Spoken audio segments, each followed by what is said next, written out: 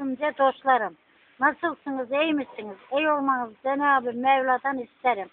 Siz de beni soracak olursanız Zeliha Esen'im. Asker Ali'nin kızı. İşte bu ne değil. Ne diyeyim? Sabah kalktım döndüm yönümü. Muhammed Ali'yi göreyim diye. Dünam eşkalından çektim elimi. Bir kamile yoldaş olayım diye.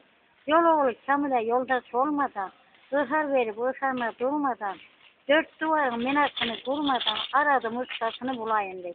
Aradım ustasını özümde buldum. Sevdiğim şerif sevdeye saldım. Aşkın atkısında kul oldum, yandım. Evliye zamında pazar eğleyim diye. Okurum ayetsin, kesmem sürküme, adına aşı oldum, İmam Bakır'ım. Dünün üçmüm, birdir okulum. Hocamdan da bakım alayım diye. Kul verim iyidir, haka gider, tamamlar. Boşçak Cemal'ımın düğüneye ne der?